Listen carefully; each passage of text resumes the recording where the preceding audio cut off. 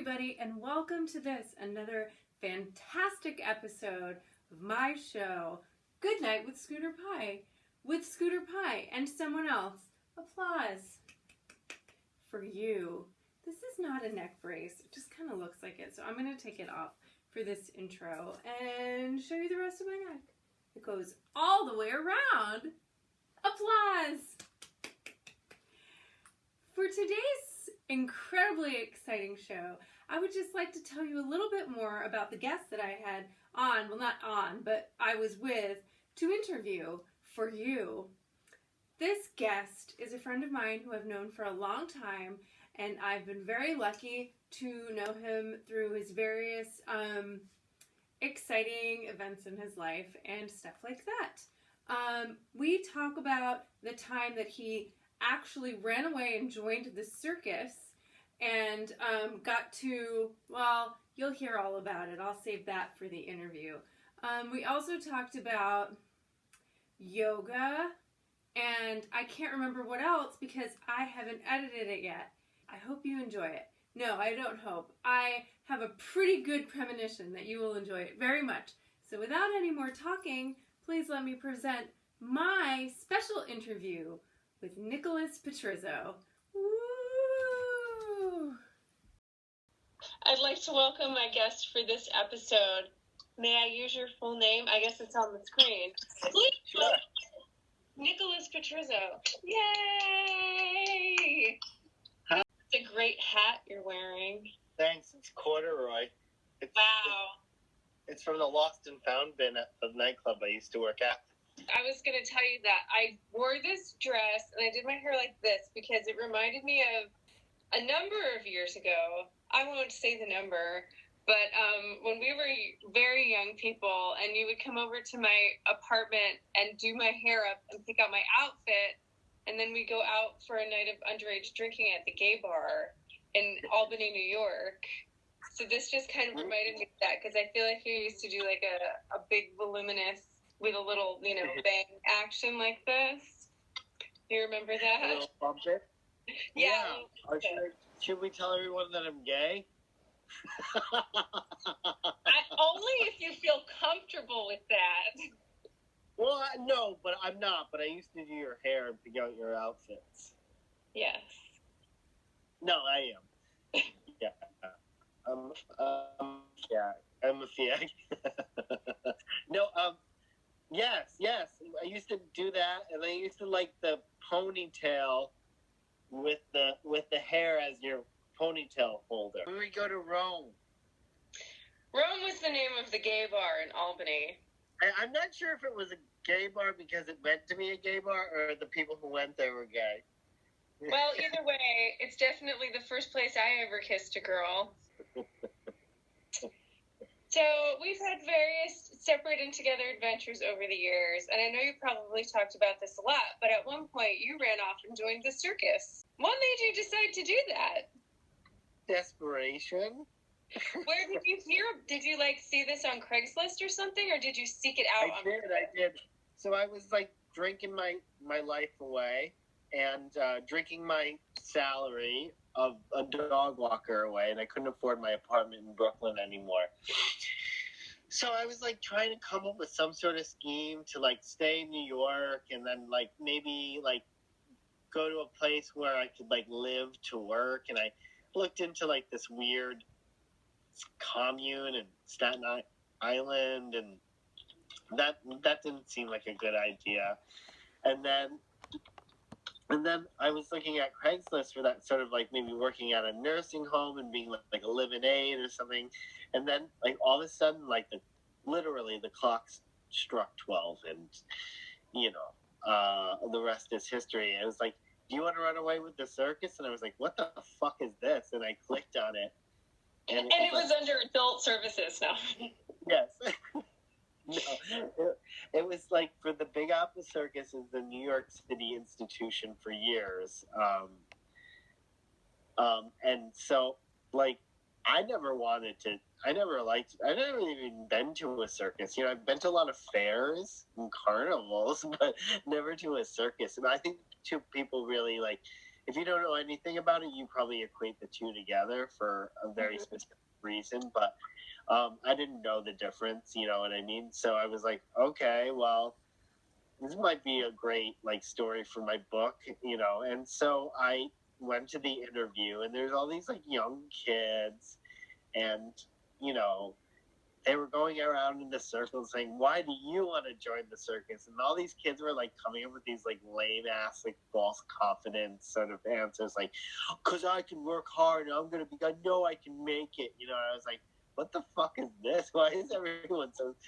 And then they come to me, and I was like, "I don't know. Why does anyone want to join the fucking circus?" I mean, You I got guess. the job. Yeah, I said, you know, I guess I can eat shit and like it after a while. You know what I mean? I don't know what the answer was. I think it was just like, I don't know. I guess, you know, I'm very malleable. I didn't use those words, but, you know, I said I was, you know, I'm sort of a shapeshifter, and I'm good at sort of like, I think humans are resilient, you know, and like at that time, like in the circus world, it's like 10 years behind like the real world sometimes in terms of its mores. So like being gay wasn't like, especially for someone who wasn't a performer, wasn't as common as it was after I actually started working for that particular circus, which is weird. It's like Big Apple Circus, because you'd think it'd be more progressive. Yeah. Small international community of people, depending on where you work in the circus. But anyway, so like, I guess like no one wanted me, but this one guy who had just started working named Marty thought I'd be a good match. And I guess they were trying to bring in people that didn't have like criminal records. And, yeah, so like you know, they were trying to change the game at the circus at the working crew, and I had no idea what was in store for me. So they hired me, and Marty, who was part of a twin juggling act. They both sort of looked like Ken dolls. They had like these curly hair, these like square jaws, and these like muscly bodies, and they were like twins who did aerobatics while juggling. And they were in the show before, and I guess they had like the brother went to college, so Marty just continued with the circus, but like in like an administrative role or something. That's so sad.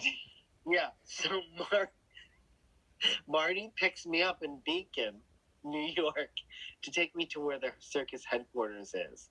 And I just don't know what I'm getting myself into. And like my landlord at the time, who was my friend, she was like, "Yes, we'll call you the bearded baby." You know what I mean? So because like I said, people don't really know what the difference between a carnival and the circus is. You know what I mean? And they have, you know, I guess historically they were put together at one point. So people used to, you know, that's where the midway comes from, and then you have the, you know. Anyways, we can get into that before, but like I go to Beacon, and we drive up to this like sort of weird lot with like an industrial building, and it's called like the Zafka Brothers Circus Center or something, and it's in this small weird podunk town in upstate New York, like maybe like 45 minutes out north of the city, called Walden, New York. And it's like you see people walking around, and they look like they come from, you know, their own family. It's really weird. There's like a Dairy Queen, you know, and that's about it. And the Stewarts. Gotta have the Stewarts in New York. Yeah. So I get there, and I'm like, oh my God. And he drives me up to a lot of what looks like rows of like the back of like a produce truck. So like 5 produce truck, like the part that the actual automobile like tows. So like the back part. So there's like 5 of them. And they're all sort of numbered with doors on them. So each room they're like cells. So he brings me to my living quarters, which is basically a cell in that's made into a room from the back of a produce truck. Everyone always like, "Were you a performer there?" And I'm like, "No." A lot of the performers are just like failed gymnasts, hopefully, like Eastern European, Russian people. No. So there was like, I was a concessionary. So, however, there's the caveat to that is when you were the departments were set up so that concessions and ushers were delegated to a different crew during load in and load out times. So that means you had a job during showtime once you set up for the circus and it was time to, put on the show. But then between then, you would be in the setup crew for the whole lot. That includes the plumbing, the grandstands, helping put up the tent poles, everything. It's like an 18-hour load in and load out, especially if you're loading in and out of Lincoln Center, which everyone warned me about. Everyone in the circus would warn you because it's like this small town. And if you've never done it before, they want to scare you. Like, ha, wait till we get to Lincoln Center. I'm just like, everyone shut the fuck up. Was it really that bad? Yeah. Everyone would be like building it up. I get all nervous. And it is. It's very serious work, and if you're not used to it, you get used to it, and that sort of like is the litmus test on whether you'll stay or not. Not that that's a very redeeming quality about a human being, but they used to like judge you. I was like, can you make it? Because it is a challenge. You know what I mean? It's like a reality show. Yeah. In hindsight, it was like, why the fuck would I want to make it? You know what I mean? Mm-hmm. Like, what human being would like want to with it's for some people and isn't for some people, but I just, for some reason, I'm a survivor, so like I have that spirit, and I had no like expectations. So I think everyone, by the time we got to Lincoln Center, maybe half the people I came in had left, and that was the second stop in the show. So see, I thought it was really fun when you were at Lincoln Center because you'd been living in Brooklyn before, then you were away for a while, and then there you were, like, living in this, like, camp, like, set up behind Lincoln Center. I know. And I went to visit you, and I got to see your little bunk. Oh, my God, you did? Yeah. Yeah, and all the guys probably hummed and hawed at you. Anytime a girl would come on the lot, it's like, oh, God. I blocked that out. But so you didn't go all over the country, right? It was just kind of like New York State and some other. It used to be more expansive, but we went down as far as Stone Mountain, Georgia. Oh, okay. So my plan was just to go to Lincoln Center for 3 months, save up enough money to like live somewhere. Mm-hmm. But back then, I had what you could call like a drinking problem. That sort of put the kibosh on any plans I had. So I ended up staying, and it was a relief to go to Georgia when the winter was about to really begin. So that was nice. So how long were you doing it all together? A year and a half. And after a year, I changed departments. So it was easier in one way, but harder in another way. So I changed too. Horse groom. So like, I had to take care of like 12 white ponies. Which sounds really nice. But I mean, it's a little girl's wet dream and a grown man's wet nightmare. You know what I mean? What was the worst part of it? I guess like the hours were different, and so if it was hard doing load in and load out in another department, it was easy doing load in and load out for the horses. It was just one day, and then you could do whatever the fuck you wanted. And I remember the first time I walked by the people doing like the heavy labor and being like, yes. But on a daily basis, it was harder in terms of the amount of work because we had to be show ready sometimes 3 times a day. But besides that, the horses have to eat. They have to be run in the morning. So like the routine was a lot more rigorous because we had to be up at the butt crack of dawn every day to feed the horses, muck their stalls, bring them into the tent, groom them for the show. Then we had show clothes, and then we had to get ready, and then and then there was a bunch of cues. Like if you're an actor, you know what cues are, but you had to like send out horses and like. It's stressful because if you're dealing with animals, they might be a little unpredictable, right? They are. Plus, there were 3. Like she also had other animals. She did like goats and horses, and like large horses, ponies, an African porcupine named Percy. What else did she have at that point? She had a miniature horse, which is different than a pony. Named Frankie because he had blue eyes, and yeah, so it was a lot of work taking care of the animals. They had like 3 labradoodles. Like trained to do tricks. Yeah. The horses would ride the ponies, and the goats would ride the ponies. Were the animals treated well? They were treated fine. Nothing that you would expect, but in terms of that subject within the circus, I don't know, because there's a lot of different people who train animals, and I met a lot of those people who actually were working somewhere else in the circus but had experience with animals. And a lot of people in the circus, they don't view animals like normal people do, like in terms of like their pets. It means their livelihood and their money, so they're not thinking. A lot of them don't think about well-being of animals, and it's just sort of like the mindset of a lot of the people who are there.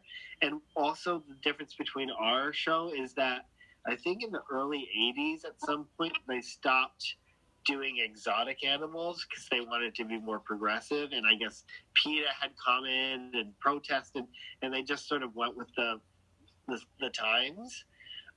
So they didn't have exotic animals. And here's a picture of Nicholas from that time with 2 of the ponies that he worked with. Well, speaking of exotic animals and animals being mistreated, so many people have recommended to me during this time to watch the Netflix documentary series Tiger King, but you were the first one to tell me to watch it, so I did. Actually, I didn't watch the last episode because I couldn't take any more of it. It bugged you. How do you feel about it? It bugged a lot of people. I just thought it was really depressing. You know what? If you watch the last episode, it gives. Is there any redemption? There's a message.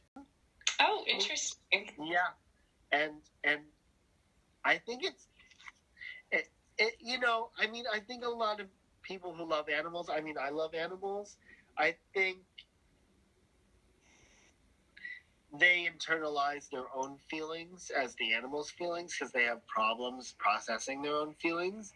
And I feel like a lot of people who love animals, which I love animals too, they've been traumatized somehow in their life, and they can't feel feelings themselves, so they sort of use animals to feel their for them, to project them out. Feelings. Yeah, and it's sometimes a delay, and I think in a weird way we all use pets that way. However, there's a line, and I don't think exotic animals should be pets. I don't think they should be kept in cages. I don't think they should be bred. However, this is something I can't change. That's a world that you get to step into. And I stepped into it a little bit in the world of the circus because there's a lot of people who, like the animal trainer grew up with like a chimp in her house. You know what I mean?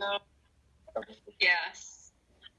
Well, my one takeaway is I realized I owned so many pieces of like animal print clothing and like items. I have my beanbag chair, my rug, and all the stuff, and it kind of put me off of it. So I don't really want to wear too much leopard print for a little while. So thanks a lot, show. Like now I have nothing to wear except for this amazing dress. I saw a tiger in the tiger zone land. So currently you are training to be a yoga instructor, and you do a lot of meditation and work at the Bree Jewel's meditation center there in Manhattan. That's correct. Yes. So as someone who has like growing yogi experience, do you have any advice for us out here going through this time of coronavirus so we can like feel calm or whatever? Yeah, sure. I think it's the same as any other thing that's happened in the past that's sort of a big deal, like the election of 2016. When you see people being crazy, don't react by acting crazy. I think we should stay measured and realize that we don't know what's going to happen, and just to take it easy. I think this is a reckoning. I don't know how, but it is a reckoning. And it's making us look at things in a different way. Like, this might change the meaning of money, which is malleable. It's a concept we've created. So we can get what we need without money. It's out there. It's just the meaning of money has to deplete like it is now for people to get what they need. My whole like philosophy is like it was with yoga, like it is with any other goal in my life. Start really small, and then you'll open up doors to other things, and eventually whatever you need will materialize in a bigger way. So with yoga, like I had done it like since I was 9 sporadically, and then I was just like, I said to myself at a certain point, okay, I'm going to go once a week. And that's as much as I'm going to do. That's going to be the goal. And beyond that, I exceeded that and more. And then like 2.5 years later, I mean, I used to dance and I love to move. So it's like very natural for me. And I can remember like doing yoga before I knew what it was. And I remember my dad having this like old picture book of yoga poses from the like 50s or 60s, and like people in like old timey bathing suits doing yoga. It was great. I just to say to people, like, take it easy, and just stay where you are, stay present. Try to seek refuge, but don't try to run away, because if you seek refuge, you can probably see what's going on better, but out of the front lines and in the shadows, and sort of like creep on society and see what they're doing, and try to have society be your teacher, and react accordingly, and just like don't be a bad person. You know what I mean? I never liked heroin, but but you know, I didn't know you'd ever done it. No, maybe a codeine and a glass of Chablis, but not a heroin. Maybe a pill, the derivative of an opiate, but never like full on like. Well, I think that's because we were teenagers in the 90s, and it was really pressed upon us that it was unappealing. Yeah, but we like. But we weren't shown that like cocaine was bad because that was like the decade before, so we didn't know. Yeah, that's my theory. Cocaine. Love it. Hate it. Love it. Hate it. This is what we're going to end with. So if you remember, I used to have a video camera, and we used to sit in the diner, and we used to play with the video camera. And our favorite thing to do is we would say emotions and do faces. So I'm going to do what we used to do, and I'm going to say the emotions, and you're going to do the face.